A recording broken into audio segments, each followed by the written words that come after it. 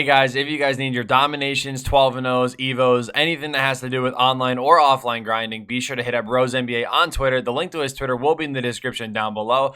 100% legit and 100% reliable, so be sure to go hit him up now.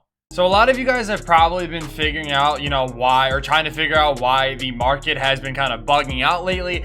And I've seen a lot of your guys' comments about this, and especially like through Facebook streams and stuff like that. A lot of you guys have been asking me what has been going on with the market, and I kind of want to bring you guys two videos today. The first one is going to be this one that you guys are going to be seeing now, and it's basically going to be breaking down why the market is the way it is, just to give you guys a better understanding about what's going to kind of happen with some cards in the future. And I'm also going to be kind of, I don't want to say like, explaining what's going to happen in the future, but I kind of want to just say I'm going to be predicting what's going to happen, just because I don't want you guys to take my advice fully and have it not work out and then completely get mad at me. So if you guys do enjoy this video, do me a favor and leave a like, would be greatly appreciated. If you guys are new to the channel, be sure to hit that subscribe button. The next video that I'm going to be bringing you guys later on today is going to be an updated MT video on how to make a lot of MT, obviously excluding packs and anything that you do have to spend money on or anything that does take large amounts of time. I actually found a really good method that's going to kind of help some of you guys out. And also there's going to be a video probably dropping tomorrow that is going to be really important, so be sure to stay tuned for that as well.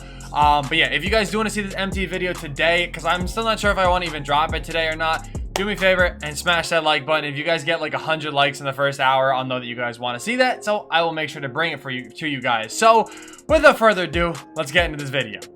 So with a lot of the stuff that did come out, obviously in recent times, we've seen this Shaq, we've seen Luka, we've seen this Tony Parker, all sorts of stuff. Now with a lot of these guys, what actually ended up happening with a few of their prices before these super packs come out, this is what I'm going to explain. Before super packs dropped, a lot of the prices on cards skyrocketed. What I mean by skyrocketed, I mean a lot of prices on cards jumped up. I know a lot of people have been saying, Bio, prices on cards are jumping up all over the place. I don't really understand what's going on here. And that is where, like I said, I'm going to be breaking down what happened in this video. So like I said, we saw this quantum set come out where you guys, we seen Shaq was sitting at around 400k. KD is still 600 to 700k. I actually pulled one again yesterday and he did sell for I think it was like 627, somewhere around there. Luka still selling for around 500k, and then obviously that's it really for the quantum set. You do have these guys where the comic book Shaq is going for around 2 to 250k. And then you do have the Luka Doncic, where again, same thing, he's going to be going for 450 to 500. So you guys can kind of see that some of the prices on these cards are still pretty high. Going into the idol set here, Anthony Davis was a card that was actually going for around 600k before the super packs came out. It was like 500 to 600. And then you did have Yao Ming, which Yao Ming's price I wasn't really too sure on, but I know obviously he wasn't going for this cheap.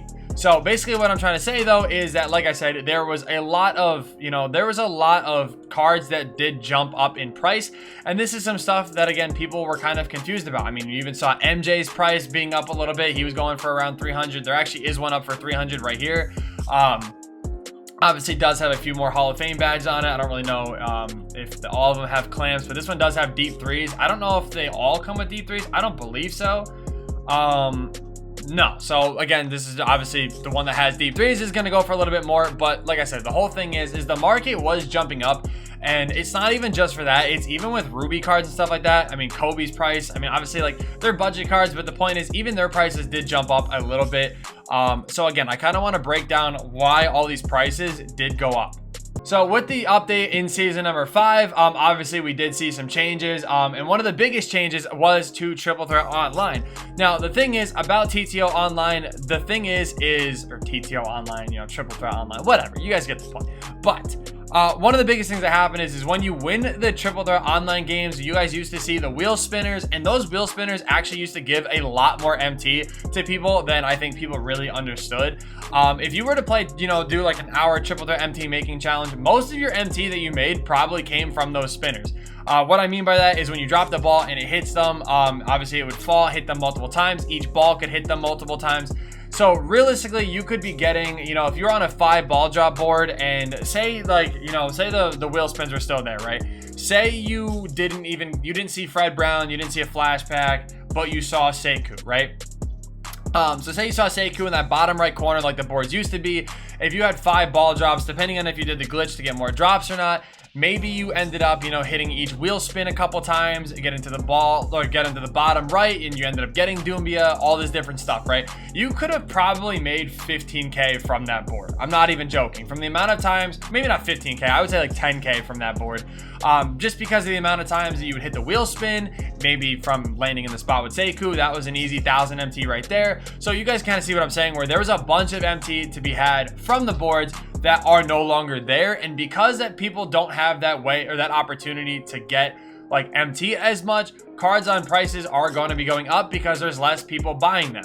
Also, some other things though that we did see that does kind of affect the market are locker codes. Locker codes stopped giving good packs. They just kind of, they would put the pack in the locker code, but the rest of it would obviously be a gold consumable or, you know, like one token or whatever the case is there. So again, people stopped being able to make a lot more MT, and that did end up, you know, inflating the market and stuff like that. Same thing with the triple threat vault. I know this is gonna sound weird, but retro packs, the odds I'm pretty sure on getting these packs have went down, which again, that's gonna give people less of an opportunity to be able to make MT. If you guys remember when the double take packs were in the vault, you could basically get an Amethyst player almost every single time, which may not seem like a lot, but that's still 1000 MT. So say you played a game and you got like 400 MT in the game, you got a double take pack and you pulled an Amethyst and you were able to quick solve that with everything else, you probably made close to 2000 MT just for that one game. So obviously right now you're going to be getting, you know, the 1000 MT in the vault and stuff like that a lot, which I mean, 1000 MT is whatever,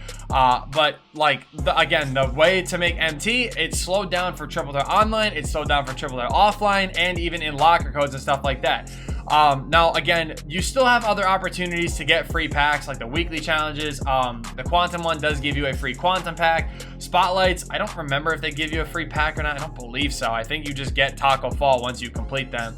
The moments challenge is just for tokens, and then the signature challenge always gives you a free Hall of Fame badge, and then the PS5 challenge or the next gen challenges do give you a free badge pack. But again, they're not really anything to make serious amounts of MT from, so that is why the market actually ended up jumping up so much. Now, luckily, like I said, we did actually end up seeing super packs. Now, when I say luckily, obviously super packs aren't really that good. I've never been a fan of them. They're fun to open for content. I mean, you guys saw from the stream I did yesterday. It's a lot of fun to do, but they're really not like, they're just, it's, you know, they're VC only. I've never been a fan of VC only packs because you guys see, I've actually really enjoyed opening a lot of these quantum packs with MT. I've probably opened up about 200 to 300k worth of MT in these packs, and I pulled 2 KDs from MT packs. So I was able to get, you know, a good amount of profit, but I'm not gonna obviously recommend you guys do that ever. I never will recommend opening packs at all, whether it's MT, VC, whatever.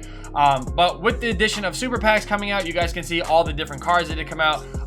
Yao's price, AD's price, both of them did drop a lot, which again is something you saw. Same thing with Shaq, same thing with Tony Parker. I actually ended up getting lucky and getting him as well. And same thing as Luka. So a lot of these opals in here, their prices did go down, but you do have some other guys like KD. You guys can see how KD's price still is pretty high, along with, you know, guys like who else? I don't know why I'm like completely like spacing out right now, but you guys kind of get the point. What I'm trying to say is that a lot of people's prices from that are in these super packs are going to drop in price, and that is what's kind of happening. But the minute these super packs do go away in about 2 days here, the prices on them are going to jump back up. So don't be surprised if, you know, you see guys like Shaq, like AD, like Yao, their prices go back up. So now is kind of the time too, if you guys want to invest in some cards, now is the time to definitely do that. Now, the final thing is, like I said, I was talking about before, is that something I kind of wanted to make a little bit of a prediction on is this idol set. Now, I don't think they're going to drop idol super packs again. I really don't. I think that would be kind of weird for them to do so. So now is the time, like I said, to look to pick up maybe Yao and AD. Yao, especially going for close to 100k, is definitely something you guys want to look into.